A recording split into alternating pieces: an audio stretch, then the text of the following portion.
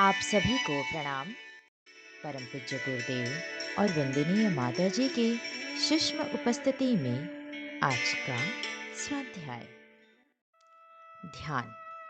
ध्यान योग साधना में मन की एकाग्रता के साथ साथ लक्ष्य को, इष्ट को भी प्राप्त करके योग स्थिति उत्पन्न करने का दोहरा लाभ प्राप्त करने का प्रयत्न किया जाता है। इसलिए इष्ट देव का मना क्षेत्र में उसी प्रकार ध्यान करने का विधान किया गया है। ध्यान के 5 अंग हैं।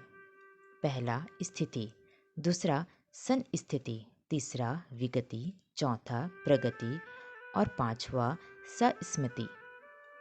इन पर कुछ प्रकाश डाला जाता है। पहला है स्थिति का तात्पर्य है साधक की उपासना करते समय की स्थिति।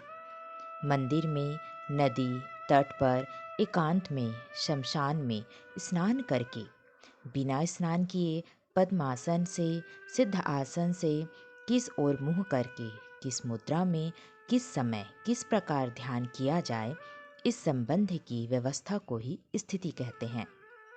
दूसरा सन स्थिति का अर्थ है इष्ट देव की छवि का निर्धारण। उपास्य देव का मुख, आकृति, आकार, मुद्रा, वस्त्र, आभूषण, वाहन, स्थान, भाव को निश्चित करना सन स्थिति कहलाता है। तीसरा है विगति। विगति कहते हैं गुणावली को। इष्ट देव में क्या विशेषताएं, शक्तियां, सामर्थ्य, परंपराएं एवं गुणावलियां हैं, उनको जानना विगति कहलाता है। चौथा है प्रगति। प्रगति कहते हैं उपासना काल में साधक के मन में रहने वाली भावना को। दास्य, सखा, गुरु, बंधु, मित्र, माता पिता, पति, पुत्र, सेवक, शत्रु आदि जिस रिश्ते को उपास्य देव को मानना हो, उस रिश्ते की स्थिरता तथा उस रिश्ते को प्रगाढ़ बनाने के लिए इष्ट देव को प्रमुख ध्यानावस्था में अपनी आंतरिक भावनाओं को विविध शब्दों तथा चेष्टाओं द्वारा उपस्थित करना प्रगति कहलाती है। पांचवा है सनस्मृति। सनस्मृति वह व्यवस्था है जिसमें साधक और साध्य, उपासक और उपास्य एक हो जाते हैं। दोनों में कोई भेद नहीं रहता। भृंग कीट की सी तन्मयता, द्वैत के स्थान पर अद्वैत की झांकी, उपास्य और उपासक का अभेद, मैं स्वयं इष्ट देव हो गया हूँ या इष्ट देव में पूर्णतः लीन हो गया हूँ, ऐसी अनुभूति का होना। अग्नि में पकड़कर जैसे लकड़ी भी अग्नि में लाल वर्ण हो जाती है, वैसे ही अपनी स्थिति जिन क्षणों में अनुभव होती है उसे सनस्मृति कहते हैं। एक ही इष्ट देव के अनेक प्रयोजनों के लिए अनेक प्रकार से ध्यान किए जाते हैं।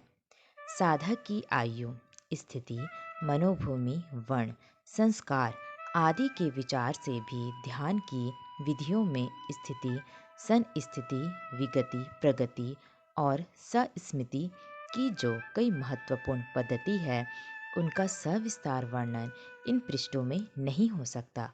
यहाँ तो हमारा प्रयोजन मनोमय कोश को व्यवस्थित बनाने के लिए ध्यान द्वारा मन को एकाग्र करने की, वश में करने की विधि बताना मात्र है। इसके लिए कुछ ध्यान नीचे दिए जाते हैं।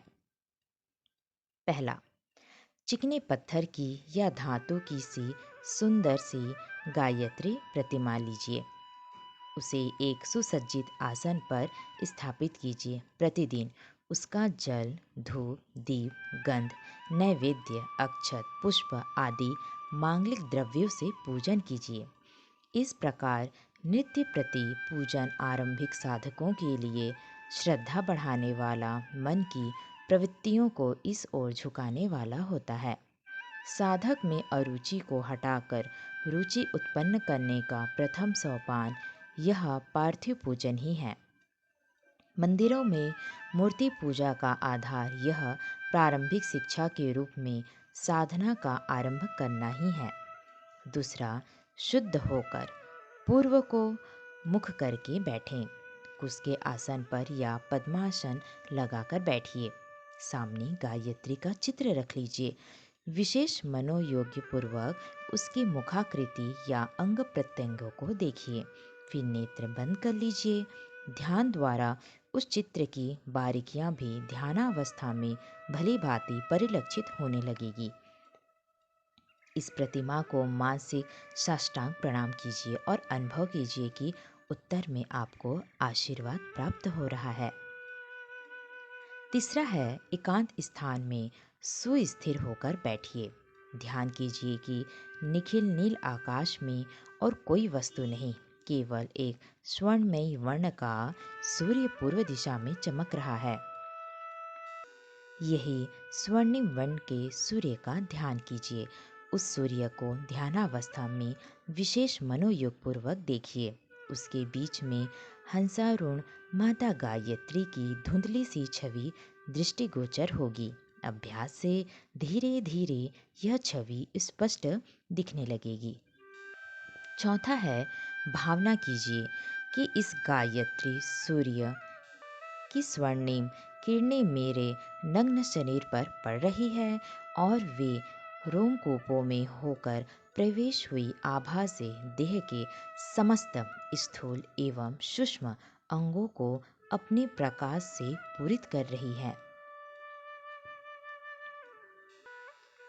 आज का स्वाध्याय यहीं तक। कल के स्वाध्याय में हम ध्यान अवस्था के अन्य उपायों को जानेंगे। आप सभी को पुनः प्रणाम। धन्यवाद।